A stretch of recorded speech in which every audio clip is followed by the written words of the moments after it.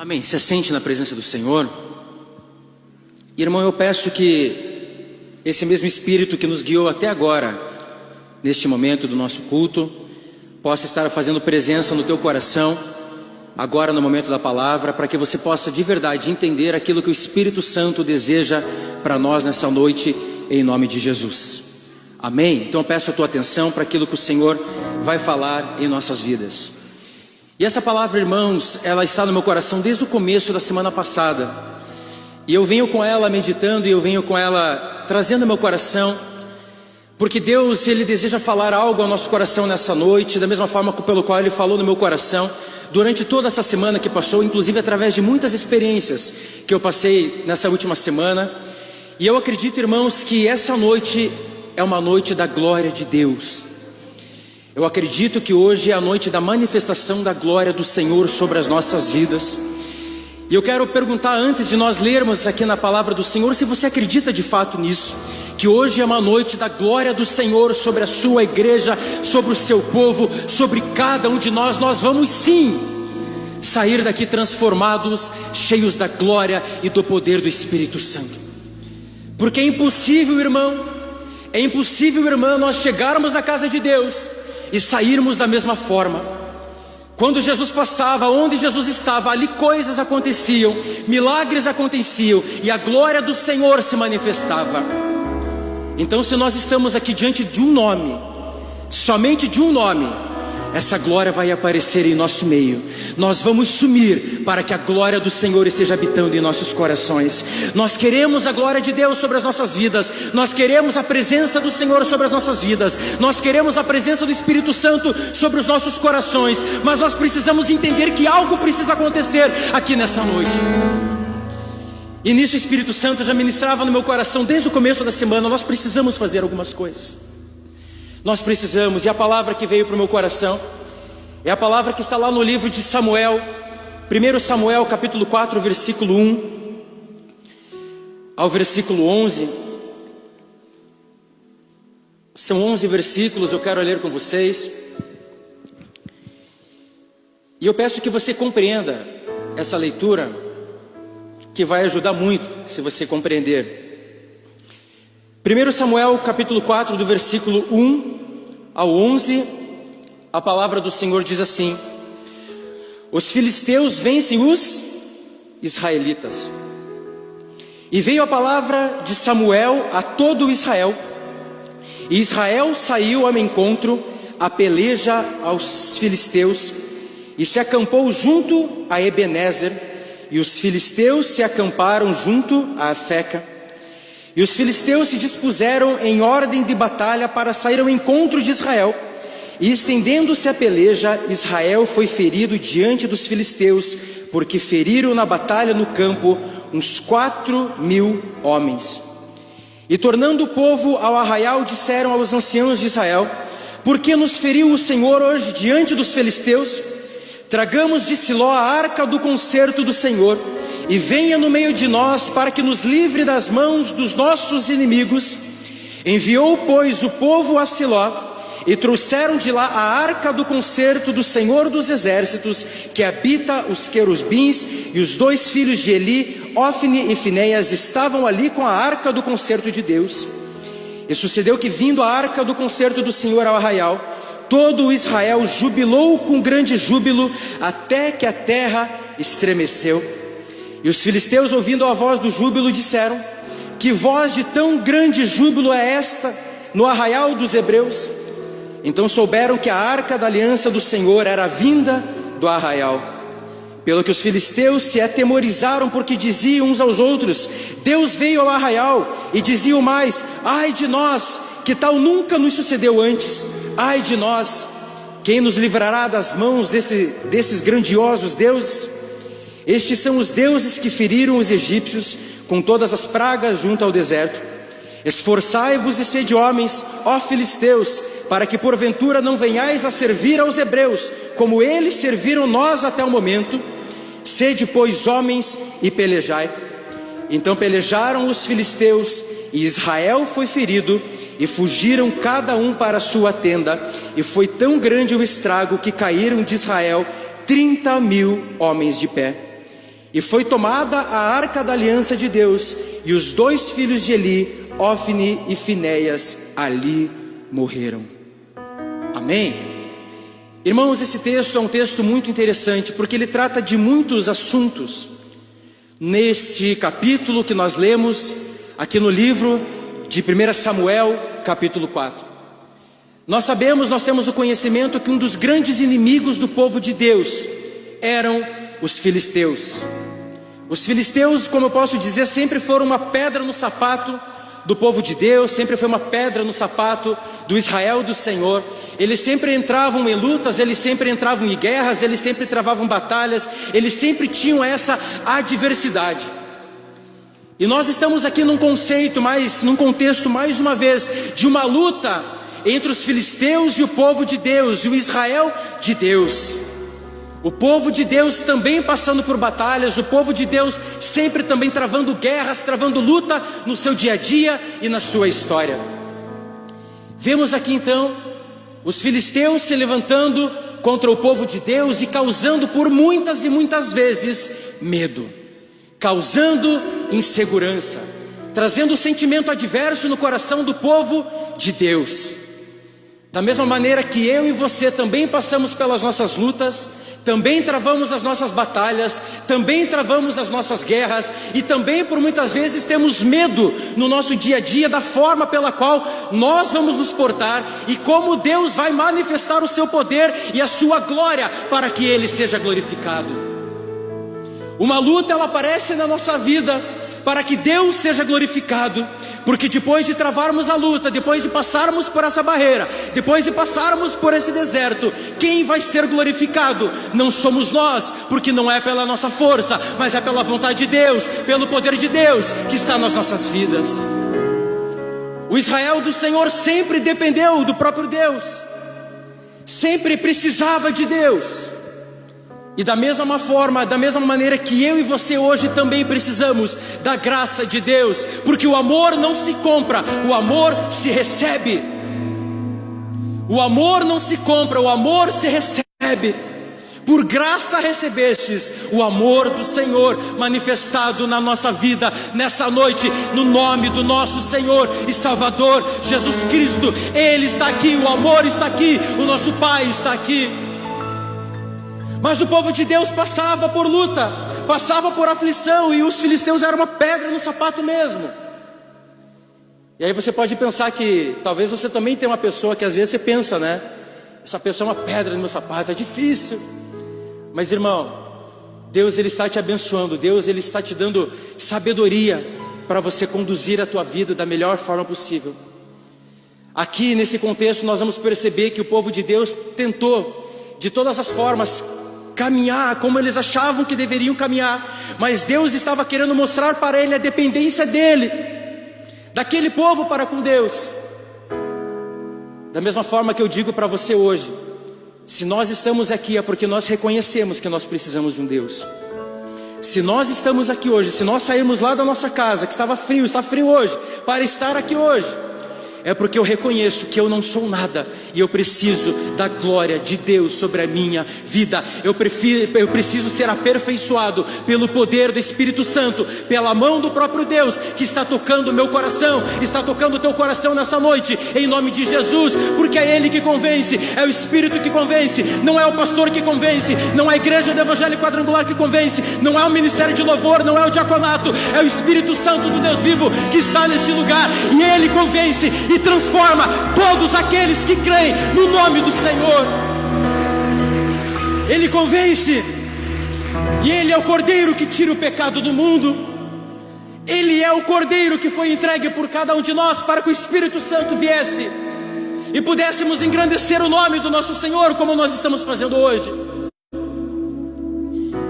Mas nós vamos ter as nossas lutas, sim. Nós vamos ter as nossas batalhas, sim. Mas eu digo desde já para você que não é pelo teu jeito, não é pela tua fórmula, não é pelo teu conhecimento, não é pela tua força, não é pelo teu diploma que está exposto na tua parede, é pela graça de Deus, é pelo poder do Senhor, é pela unção do Senhor, é pela unção do Senhor sobre as nossas vidas. E a palavra nos diz que o povo de Deus estava acampado num lugar chamado Ebenezer. O povo de Deus estava reunido num lugar e os filisteus estavam em outro lugar chamado Afeca. E a palavra do Senhor também nos ensina pelas escrituras que o povo, os filisteus, saem em guerra contra o povo de Deus. Sai para guerrear contra o povo do Senhor Jesus, do Senhor nosso Deus. E ali é travada uma grande luta, uma grande batalha. Essa batalha hoje nós estudando aqui, o lugar específico é nessa atual Palestina dos dias de hoje. Foi lá que essa batalha foi travada.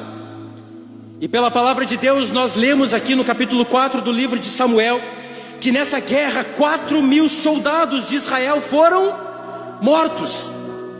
Tiveram a baixa de 4.000 soldados, 4.000 pessoas que desfaleceram naquele momento, naquela batalha. E aí às vezes a gente faz essa pergunta, mas eu sempre aprendi que eu sempre vou vencer na vida, que tudo vai dar certo na minha vida. Irmão, eu quero dizer para você também nessa noite que o povo de Deus travou lutas e às vezes aconteceu isso. Mas nós precisamos ver o final da história, o final da nossa história. Hoje nós estamos aqui travando lutas, talvez você se decepcione em algum momento da tua vida. Talvez alguma coisa não dá certo e você fala: Senhor, eu vou largar tudo, vou abandonar. Irmão, calma, porque lá no final a palavra do Senhor diz que vai dar tudo certo. Lá no final a palavra do Senhor já estabelece que tudo vai dar certo, porque Ele vai voltar, vai levar a sua noiva, a sua igreja para mais perto dEle. Então vai dar certo sim. Não olhe para esse momento que talvez você tropeça na tua vida. Use como experiência para você mudar, para você ir para frente, para adiante. Porque Deus lá na frente tem algo muito maior para você. Para aqueles que amam, esperam e confiam nele. Aqueles que esperam no Senhor renovarão as suas forças. Renovarão as suas forças. Quando você estiver cansado, renove as suas forças no Senhor. Renove as suas forças através da oração, através da presença do Espírito Santo. Precisamos de uma igreja que viva pela palavra e pelo poder do Espírito Santo. É o segredo da igreja, palavra e oração. Palavra e oração é o segredo da igreja. E nós entendemos aqui que o povo de Deus perdeu, 4.000 pessoas morreram. 4.000 pessoas morreram. E aí o povo volta para o arraial. O povo volta para o lugar de origem. E aí eles chegam para os anciãos, que eram aquelas pessoas mais velhas, mais antigas, e perguntam para ele: mas por que aconteceu isso? Por que nós perdemos essa guerra? Nós perdemos a batalha, nós perdemos esse confronto. Se Deus estava comigo, se Deus estava conosco, por que nós perdemos? E aí nós vamos começar a entender de uma forma expositiva esse texto, mas também para o nosso coração aquilo que ele quer falar. E aí a palavra do Senhor diz que eles perguntaram isso ao profeta, e a palavra do Senhor fala também que eles acreditavam, eles tinham a crença naquilo que está escrito lá no livro de 2 Samuel, capítulo 17, versículo 47, que diz assim: eles acreditavam nisso, e esse texto fala assim: todos que estão aqui saberão que não é por espada, lança que o Senhor concede a vitória, porque a batalha é do Senhor é a guerra, e Ele entregará todos vocês em nossas mãos. Eles tinham a convicção que era Deus que lutaria por eles, mas alguma coisa aconteceu. Por que eles perderam? Por que aquele povo se desfaleceu? Por que 4.000 homens morreram? Eles acreditavam nisso, mas isso não aconteceu. Por quê? E aí o profeta olha para aquele povo e fala o seguinte: tragam a arca da aliança que está lá em Siló. Tragam a arca. Nós precisamos da arca porque nós precisamos dela para lutar e nós precisamos dela para vencer. Precisamos trazer a arca do Senhor para as nossas vidas. Em outras palavras, eles falaram o seguinte: tragam a presença de Deus para o meio do povo, porque sozinho nós não vamos conseguir fazer nada. Tragam a glória de Deus para nós, para perto de nós, para que nós possamos ir à batalha e ir à guerra. E a arca estava a aproximadamente 38 quilômetros deles. A arca estava longe, a arca estava muito distante dele, mas o profeta dá essa ordem: tragam a arca da aliança que está em Siló. E se nós vermos e pegarmos o significado da Arca da Aliança, nós entendemos que várias e várias vezes o povo de Deus guerreou, o povo de Deus entrou em batalhas e levava a Arca da Aliança à frente, e Deus ia abençoando e eles iam vencendo. Quantas e quantas guerras o povo de Deus levava a Arca, então eles acreditavam. Eles perceberam que Deus não estava ali com eles. Por isso eles falaram: traga aqui a Arca da Aliança, porque ela precisa voltar para o lugar dela, para que possamos ir para frente, lutar, vencer e conquistar. E eu falo para você de uma maneira muito clara nessa noite também: sem a glória de Deus, sem a presença de Deus, sem o Espírito Santo de Deus na tua vida, as coisas não vão caminhar. Mas se Deus está com você, meu irmão, você está bem, está abençoado nele, porque Ele está em você, você está nele. Mas para isso você deve carregar a presença do Espírito Santo aonde você estiver. Hoje nós não temos mais essa Arca da Aliança feita em objeto. Hoje nós temos uma nova aliança. Não foi feita com madeira, não foi feita com prego, com parafuso, com utensílios, mas foi feita com sangue por cada um de nós. Uma nova aliança em Cristo nós vivemos, e essa aliança você tem que levar aonde você estiver. Você tem que levar essa aliança aonde você estiver. Eu sou casado com a pastora aqui, vai fazer 12 anos agora. Aqui ó, símbolo que ela anda comigo e eu ando com ela. Mas a aliança do Senhor não foram mais escritos em pedras, como a palavra diz lá na lei, não foi escrito em pedras. A lei do Senhor, a nova aliança, Adão, foi escrito em corações. Essa aliança está dentro de corações, estão dentro de pessoas, não estão em objetos mais, estão em pessoas. Nós somos frutos de uma nova aliança e de amor do Senhor. Isso nós temos que ter a plena convicção. Então eles falam: traga a Arca de Deus. A Arca estava abandonada há muito tempo em Siló. A Arca estava abandonada, Deus estava sendo abandonado. Naquela época, simbolizado através da Arca, Deus estava deixado de lado. E a pergunta é: por que então eles não venceram? Por que as coisas não deram certo para o povo de Deus quando eles foram e morreram milhares de homens? Porque Deus não estava lá. Mas aí, irmãos, nós precisamos entender mais esse texto, precisamos ir mais a fundo nele, para nós meditarmos e entendermos também o que Deus espera de nós hoje. Porque nós estamos falando aqui do Velho Testamento, mas tudo traz para Cristo. Tudo traz para a figura de Jesus, e Jesus está neste lugar, porque Ele é o mesmo ontem, hoje, eternamente. Ele está neste lugar, tudo hoje vai voltar para a pessoa de Cristo. Não vai voltar para objetos, mas vai voltar para Cristo, porque nós estamos aqui por Cristo. E aí o povo de Deus traz a Arca da Aliança, traz para o meio do arraial. E aí o que a palavra do Senhor diz? Que a arca chegou de Siló. Isso está lá no versículo 5. Se puder colocar o versículo 5 enquanto nós falamos, para vocês prestarem atenção. E a palavra nos diz no versículo 5 que quando a palavra do Senhor, que quando chegou a Arca da Aliança do Senhor, os brados de alegria eram tão altos, o povo ficou tão feliz, que todo Israel começou a gritar e chorar e agradecer, ao ponto que a palavra do Senhor diz que tudo quanto estava ao redor chegou a estremecer. Chegou a estremecer aquele lugar. Por quê, pastora Ana? Porque a glória do Senhor, a Arca do Senhor estava voltando. E aí eles começaram a bradar a Deus: glórias a Deus, a arca voltou, a presença de Deus está conosco de novo. Vamos para a luta, vamos guerrear, vamos lutar, vamos para frente, porque agora a arca está aqui. A arca está aqui. Quando o povo achou que estava tudo certo, irmãos, ainda tinha coisa errada. Ainda tinha coisa errada.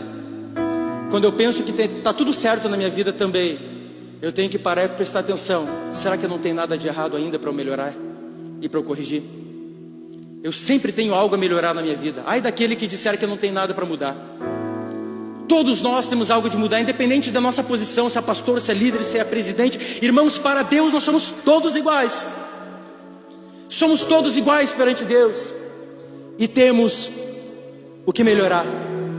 Mas o que a palavra também nos ensina? Que o povo ficou feliz, a terra se estremeceu, muita distância, as pessoas ouviram o brado do povo. E a palavra também nos diz que os próprios filisteus tiveram o quê? Tiveram medo. Eles tiveram medo e começaram a falar assim: ah, mas esse é o Deus dos hebreus, e agora o que nós vamos fazer? Eles sabiam do poder de Deus. E aí o general do povo dos filisteus começou a encorajar aquele povo: levanta, vamos lá, vamos para frente, nós não vamos servir a eles como eles nos servem, não vamos fazer isso, bola para frente, vamos lá. E o general tentando, levantar o povo lá. E aí a palavra do Senhor vem e nos diz que eles travam mais uma luta é travada.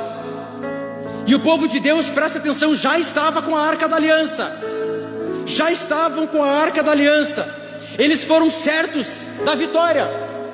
Eles acreditavam que iam vencer ali também naquela batalha, porque a arca já estava ali. E aí eles pelejaram. E a palavra do Senhor também nos ensina que aqui o estrago foi maior. O estrago aqui foi maior. Por quê?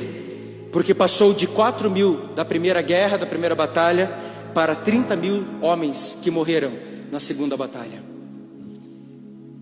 E o pior de tudo, ainda levaram a arca da aliança junto com eles.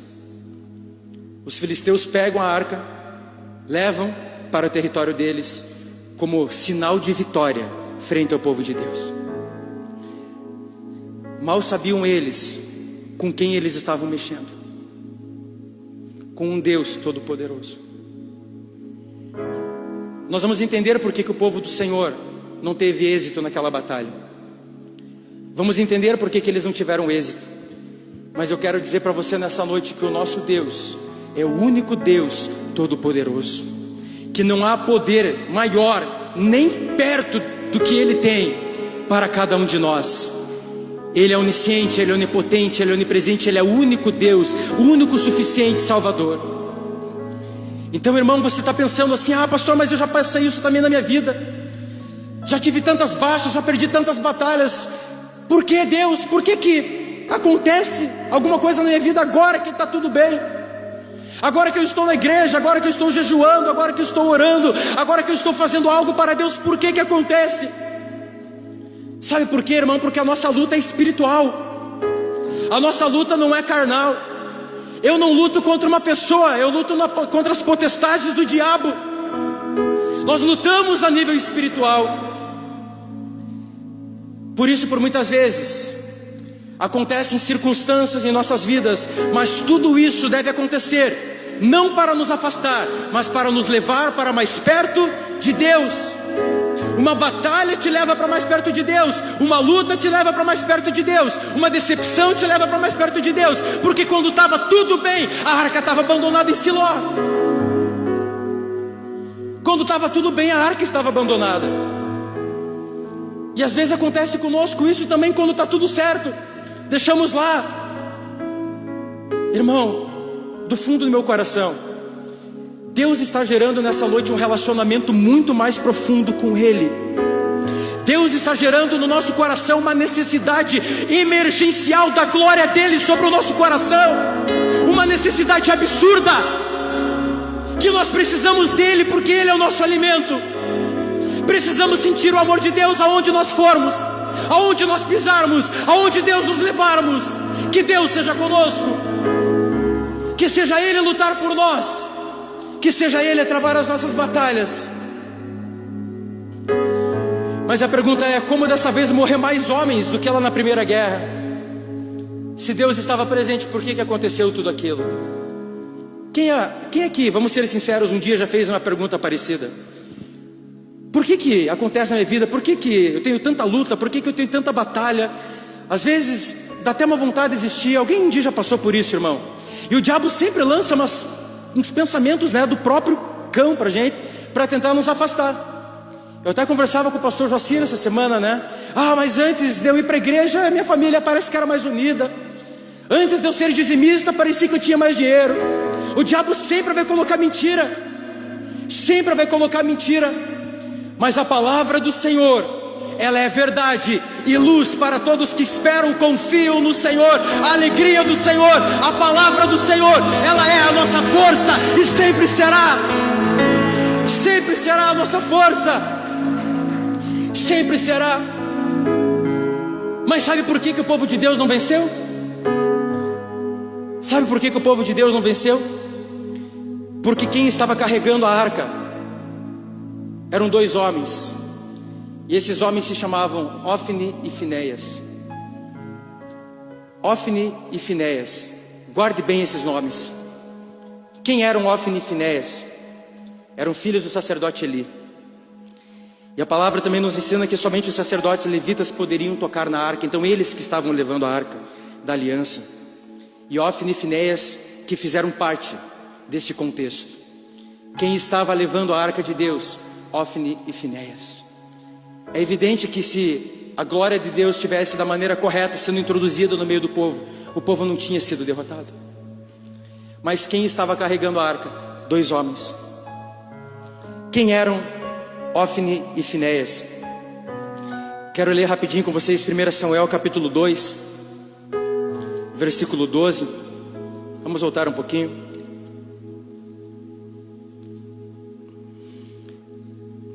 Vamos ler até o versículo 17, 12 ao 17.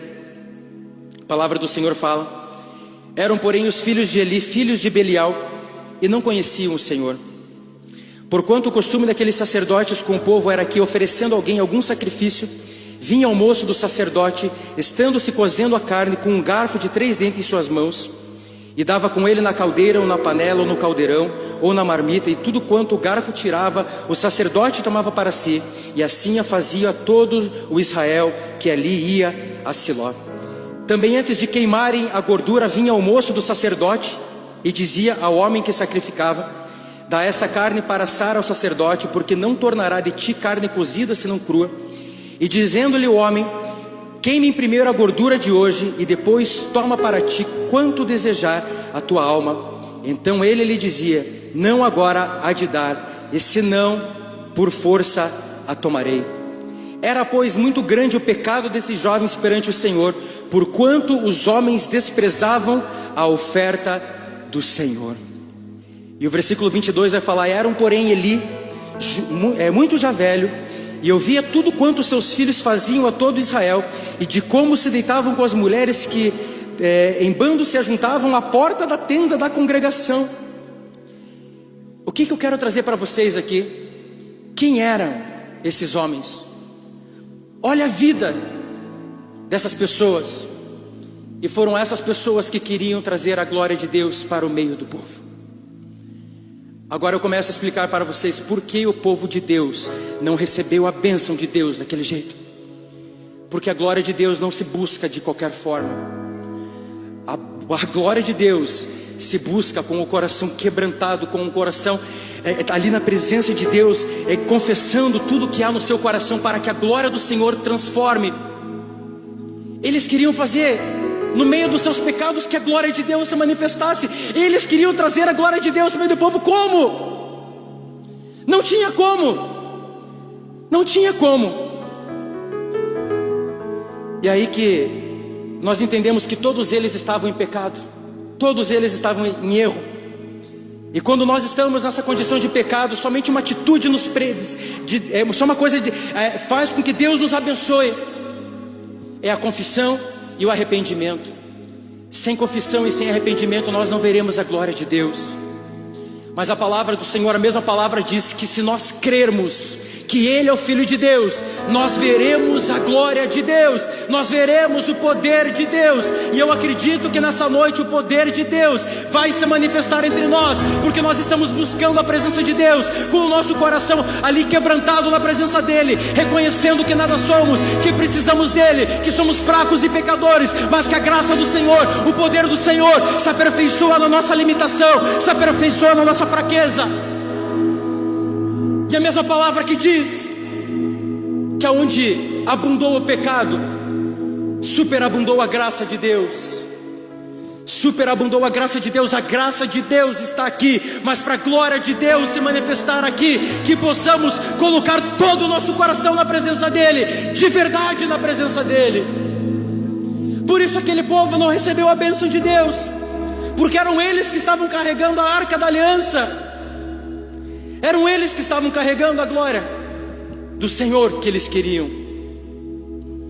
E outra coisa, outra observação, eles levaram a arca da aliança para o meio, achando talvez que poderiam manipular o próprio Deus, levando a arca, achando que Deus talvez tivesse a obrigação de dar a vitória, porque eles estavam levando a arca da aliança.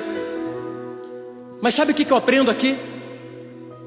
Que Deus, ele está muito mais preocupado com o meu coração do que com outras coisas.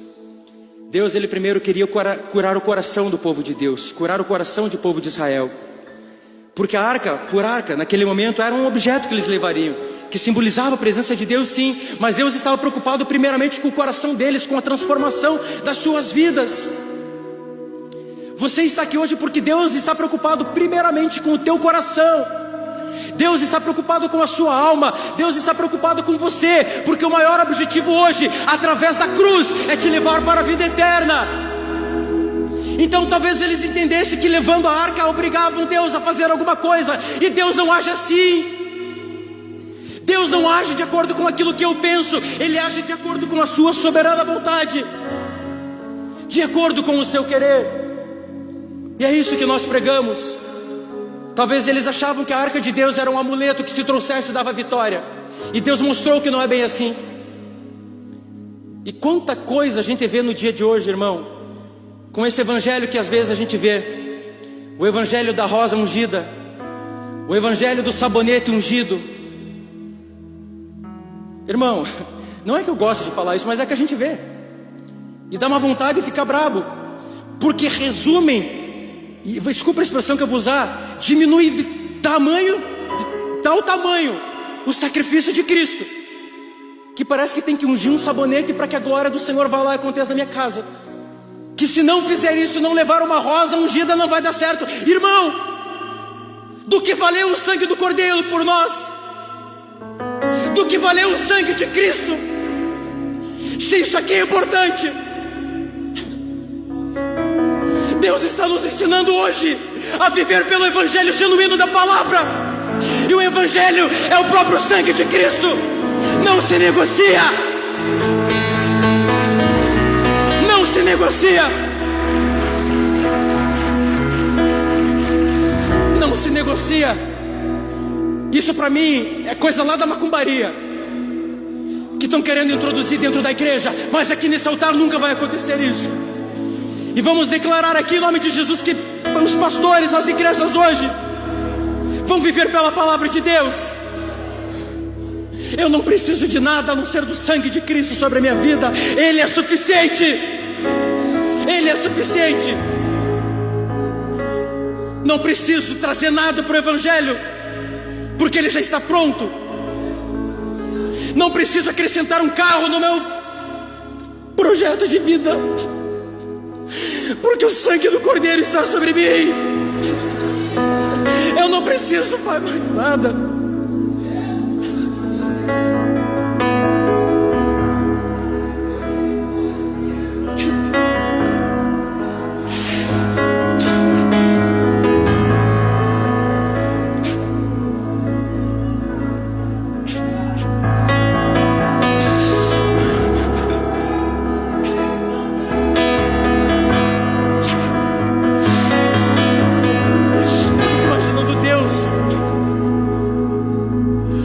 Para sua igreja e vendo esse tipo de coisas, e a gente não recebe, a gente não vence, a gente não vai para frente, porque a gente acha que está agradando a Deus, está fazendo tudo errado, e está fazendo tudo errado. E Deus chama você hoje para o sangue de Cristo. Se volte para o sangue de Cristo. Aleluias. Não precisamos de mais nada, Ele já está posto em cada um de nós. E quando nós falamos aqui em sacerdócio, nós não falamos apenas de pastores, obreiros, líderes, mas nós falamos de uma nova aliança que nós falamos aqui. E coincidentemente a pastora Ana falou esse versículo, 1 Pedro capítulo 2 versículo 9. A palavra do Senhor fala: Vocês, porém, são. Eu quero deixar bem claro isso para vocês. Vocês, porém, são geração eleita, sacerdócio real, nação santa, povo exclusivo de Deus, para anunciar as grandezas daquele que os chamou das trevas para a sua maravilhosa luz. Vocês são geração eleita, sacerdócio real, nação santa, povo exclusivo de Deus, para anunciar as grandezas daquele que os chamou das trevas para a sua maravilhosa luz. Para a sua maravilhosa luz. Geração eleita, sacerdócio real, nação santa, povo escolhido de Deus. É isso que você é. Por isso que é muito interessante que você falou, pastor, aqui, que a gente aceita muitas coisas aqui que falam de nós. Ah, você não vai dar certo, você não vai fazer uma faculdade, você vai morrer desse jeito. Irmão, o que a palavra fala para você que nessa noite? Que você faz parte da geração eleita, nação santa do Senhor, povo escolhido. Deus te escolheu. Não foi a igreja do Evangelho Quadrangular que te escolheu, foi Ele que te escolheu. Você não é salvo pela Quadrangular, você é salvo pelo sangue de Cristo. E lá no céu nós vamos fazer uma grande festa, porque lá sim nós veremos a glória de Deus. Veremos a glória de Deus. Mas irmão, o que eu quero trazer para essa reflexão nossa hoje? Se nós quisermos ver o poder de Deus se manifestar, precisamos confessar os nossos pecados, precisamos nos arrepender, e só assim o caminho estará livre para o Espírito Santo de Deus agir em nossas vidas, porque Ele não divide espaço. Ele não divide espaço. Se aqui está cheio de pecado, está cheio de problema, está cheio de orgulho, está cheio de tanta coisa, Deus, Ele vai ficar aqui. Mas quando você fala: Senhor, eu me arrependo, eu preciso de Ti, eu sou falho, eu sou pecador, eu tenho que me consertar hoje. Deus, eu quero a Tua glória neste lugar.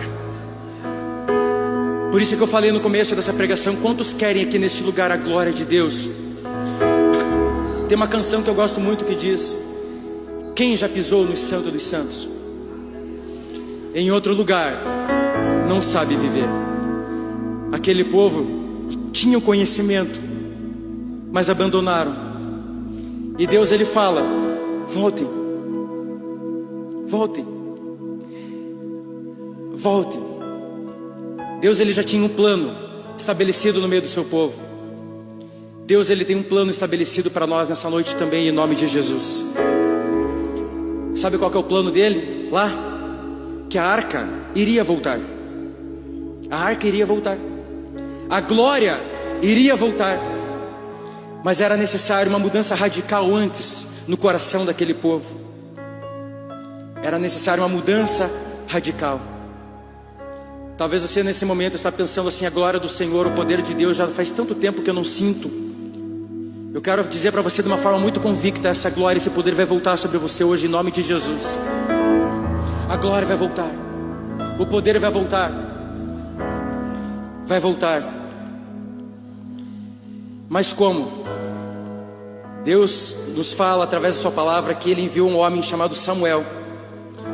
Samuel, filho de Eucana, era um homem temente a Deus, e filho de Ana, uma mulher de oração. Muito diferente de Ofni e Finéias. Muito diferente de Ofni e Finéias. Deus levanta um homem, um jovem chamado Samuel. E Samuel, lá no capítulo 7, mais para frente, a primeira coisa que ele fala para o povo antes da batalha, de uma nova batalha contra os filisteus, ele fala o seguinte: 1 Samuel capítulo 7, versículo 3 e 4. Primeiro ato de Samuel, veja a diferença.